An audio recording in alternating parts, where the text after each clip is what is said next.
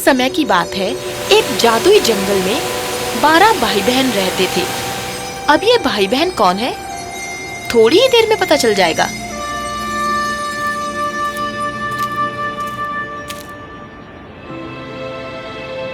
क्योंकि ये कहानी शुरू होती है एक प्यारी लड़की से जिसका नाम था कियारा। पापा, मैंने पानी से बुलबुला बनाया, कितना जादुई है। हाँ, वो इसलिए क्योंकि तुम एक जादुई बच्ची हो। पापा, मैं उड़ रही हूँ। कियारा आर्नोल्ड की इकलौती बच्ची थी। जब वो छोटी थी, कियारा की माँ बहुत बीमार पड़ गई थी और कियारा की देखभाल उसके पापा ने ही की। उस दिन के बाद से आर्नोल्ड कियारा का पिता था, उसका दोस्त और सब कुछ। आर्नोल्ड कियारा से बहुत प्यार करता था और उसके लिए कुछ भी करने को तैयार था। वो एक वॉइस आर्टिस्ट था, जिसका मतलब है रंगमंच पर वो कठपुतलियों को अपनी आवाज देता था। कियारा को अपने पिता और अपने काम से बहुत लगाव था। हे, चले जाओ यहाँ से। वो मेरे डैडी है। आर्नोल्ड और कियारा अपनी छोटी सी दुनिया में बहुत खुश थे। पर एक दिन कियारा बीमार पड़ गई।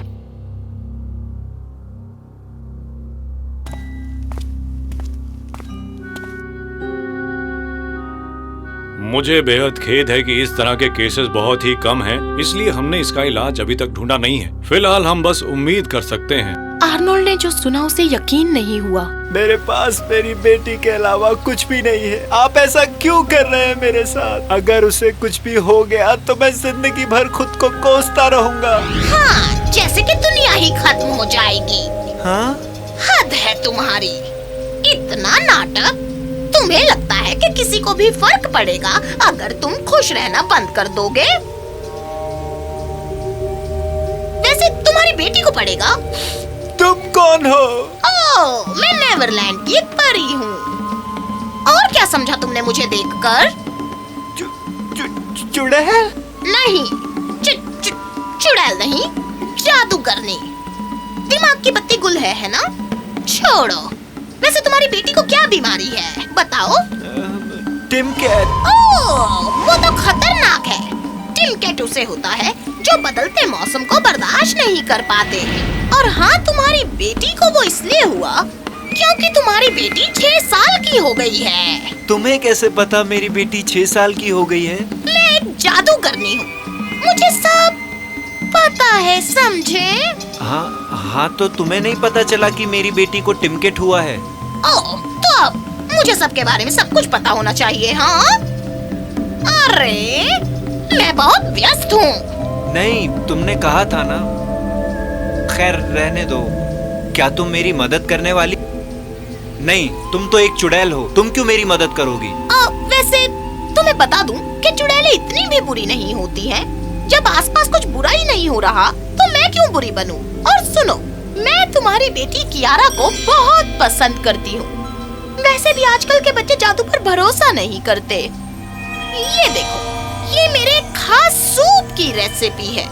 इसकी सामग्री ढूंढो और मेरे पास ले आओ। ये सूप उसे हमेशा के लिए ठीक कर देगा। पर एक छोटी सी परेशानी है। अगर इससे मेरी बेटी की जान बच सकती है तो मैं कुछ भी कर सकता हूँ। ये सामग्रियाँ सिर्फ खास महीनों में ही मिलती हैं।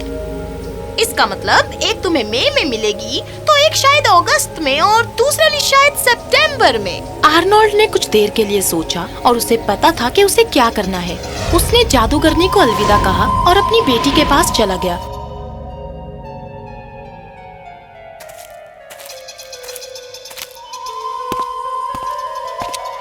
पर पापा, आप सभी सामग्री को कैसे लाओगे? क्या 1 साल तक मुझे बीमार रहना होगा? नहीं बेटा, मैं 12 भाई बहन की तलाश करूंगा। 12 भाई बहन? हाँ, 12 भाई बहनों के बारे में एक कहानी है जो पहाड़ों पर रहते हैं। एक बार मेरी माँ ने मुझसे कहा था कि वो 12 महीने हैं और अगर ये सच है तो मैं उनसे सारी सामग्री देने की प्रार्थना करूंगा। पर पापा, वो आपकी बात क्यों मानेंगे? पापा, मैं नहीं चाहती कि आपको कुछ भी हो। अरे जब तक तुम मेरे साथ हो तो मुझे क्या हो सकता है। हमारी पड़ोसन मिसेस पिल्सबरी मेरे जाने के बाद तुम्हारा ध्यान रखेंगी। मैं जल्द से जल्द वापस आ जाऊंगा बेटा, पर तुम्हें अपना ख्याल रखना होगा। मैं रखूंगी पापा। कई हफ्तों तक आर्नोल्ड का सफर जारी रहा। उसने जंगल, पहाड़, पर्वतों पर ढूंढा। वो रेगिस्तान से होकर गया और उसने नदी तक पार की।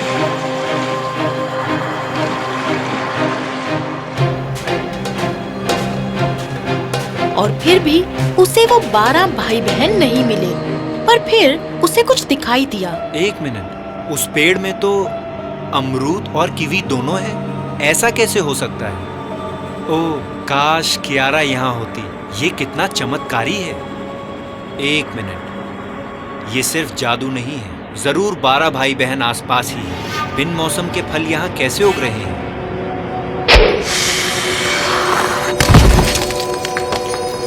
और आर्नोल्ड सही था। वो वहीं पर थे, 12 भाई बहन।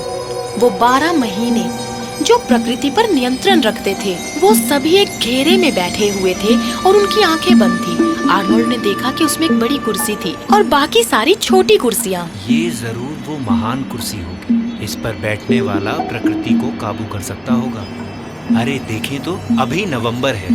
इसका मतलब जो उस कुर्सी पर बैठा है वो नवंबर है, और जो उसके दाहिनी ओर बैठा है वो दिसंबर है। और फिर जनवरी, फरवरी, मार्च, अप्रैल, मई, जून, जुलाई, अगस्त, सितंबर, अक्टूबर।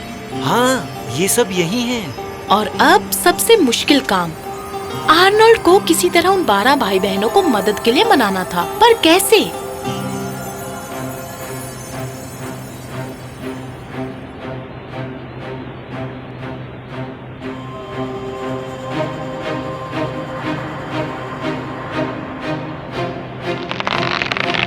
ओह, मेरे कपड़े, मेरे कपड़े। सबसे पहले दिसंबर ने कहा, कौन है वहाँ? जी मैं एक लाचार इंसान हूँ। कुछ बच्चों ने मेरे कपड़े चुरा लिए जब मैं नहा रहा था। इस ठंड से तो मैं मर जाऊंगा। पर यहाँ तो कोई झील नहीं है, तो तुम नहा कहाँ रहे थे? काश मेरे पास बात करने के लिए और समय होता। मुझे ठंड लग रही है। लगता है इस ठंड की वजह से ही मैं मर जाऊंगा। काश किसी तरह मौसम गर्म हो जाए।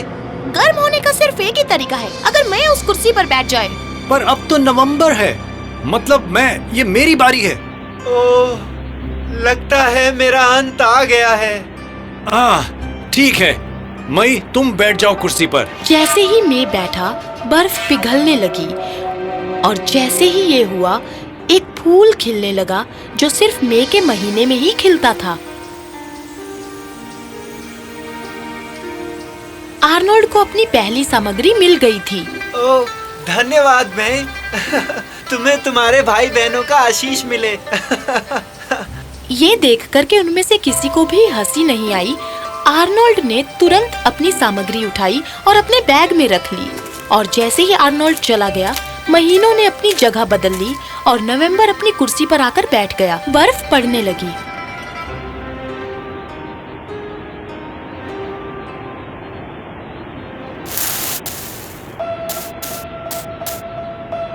कुछ देर बाद उन भाई बहनों को एक आवाज सुनाई दी। बचाओ, बचाओ! ओह, एक औरत मदद के लिए चिल्ला रही है। ओह, मैं बस एक औरत नहीं, मैं एक अंधी औरत हूँ। घुड़सवारी करते हुए मेरी आंखों की रोशनी चली गई। अरे क्या तुम घोड़े से गिर गई थी? नहीं, बस ऐसे ही चली गई और फिर कभी वापस नहीं आई। मैडम, हम यहाँ पर काम कर रहे हैं, तुम्हें चाहिए क्या? एक परी ने मुझसे कहा था कि अगर नवंबर महीने में मैं कृष्णा फल खाऊं तो मैं फिर से देख सकूंगी। मैं भले ही एक महीना, पर आंखों की रोशनी ऐसे वापस नहीं आती। रहने दो अप्रैल, कभी कभी किसी की बात पर भरोसा कर लेना चाहिए। आगे से हटो नवंबर, इस औरत को मेरी मदद चाहिए। कृष्णा फल जनवरी में उगते हैं। और इस तरह नवंबर खड़ा हो गया और उसने अपनी कुर्सी जनवरी को दे दी। आर्नोल्ड को जो चाहिए था वो मिल गया। उसने उन्हें धन्यवाद कहा और वो चला गया। जैसे ही नवंबर अपनी कुर्सी पर वापस बैठने वाला था,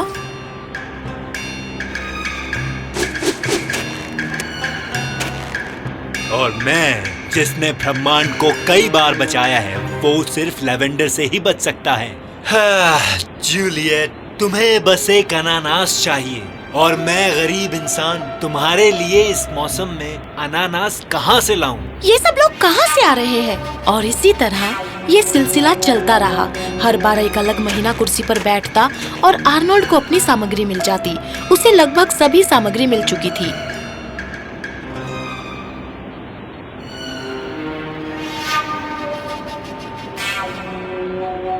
पर आखिरी वाली मिलना बहुत मुश्किल था। बर्फ पर एक मेंढक का पद चिन्ह। आर्नोल्ड को पता था कि जैसे ही जुलाई कुर्सी पर बैठ जाएगा, बारिश होने लगेगी और सभी मेंढक बाहर आ जाएंगे।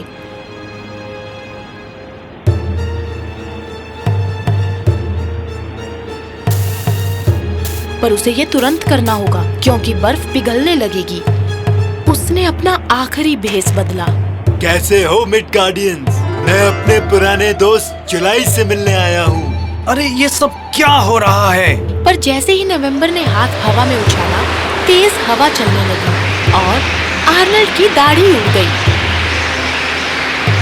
एक मिनट, तुम मेघ के देवता नहीं हो? कौन हो तुम? ये तो उस आदमी की तरह लग रहा है जिसके कपड़े खो गए थे। और वो अंधी औरत। एक मिनट रुको जरा। उन्हें समझने में ज्यादा देर नहीं लगी कि क्या चल रहा था। तुम्हारी हिम्मत कैसे हुई? तुमने हमारे काम में खलल डाला है, तुम्हें इसकी सजा मिलेगी। और इससे पहले कि आर्नोल्ड कुछ कह पाता, दिसंबर ने उसे बर्फ बना दिया। अब आर्नोल्ड एक बर्फ का टुकड़ा बन गया था।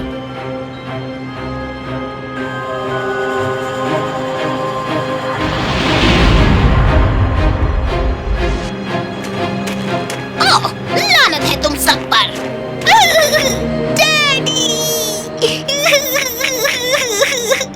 सभी महीने हैरान थे, पर उस जादूगरनी ने समझाया कि आर्नोल्ड अपनी बेटी की जान बचा रहा था। महीनों ने देखा कि किस तरह कियारा अपने पिता के लिए फूट फूट कर रो रही है। दिसंबर का दिल पिघल गया। मुझे पता था कि आप मेरा विश्वास नहीं करोगे, इसलिए मैं इसकी बेटी को साथ लाई। इसे टिमकेट की बीमारी है और टिमकेट से इंसान ठीक हो सकता है सिर्फ उस सूप से। ओह अच्छा, इसलिए उसे एक ही महीने में सभी सामग्री की जरूरत थी ना? ओह नवंबर, कुछ करो, मुझे बहुत बुरा लग रहा है। पर मैं क्या कर सकता हूँ? मैं इसे पिघला नहीं सकता। एक मिनट, मैं कर सकता है। मैं, तुम कुर्सी पर बैठ जाओ। मैं जल्दी से कुर्सी पर बैठ गया और बर्फ पिघलने लगी। ओह कियारा! जुलाई ने आखिरी सामग्री उस जादूगरनी को दी, जिसने अपनी छड़ी घुमाई और सूप तैयार हो गया। कियारा ने सूप पिया और वो ठीक हो गई।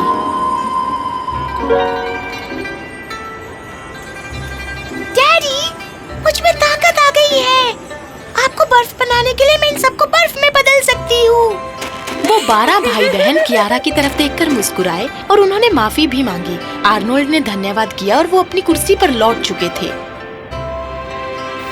अब कियारा स्वस्थ थी और अपनी जिंदगी को जी भर के जीने लगी थी। आर्नोल्ड और उसकी नन्ही गुड़िया हमेशा हमेशा के लिए खुशी खुशी रहने लगे।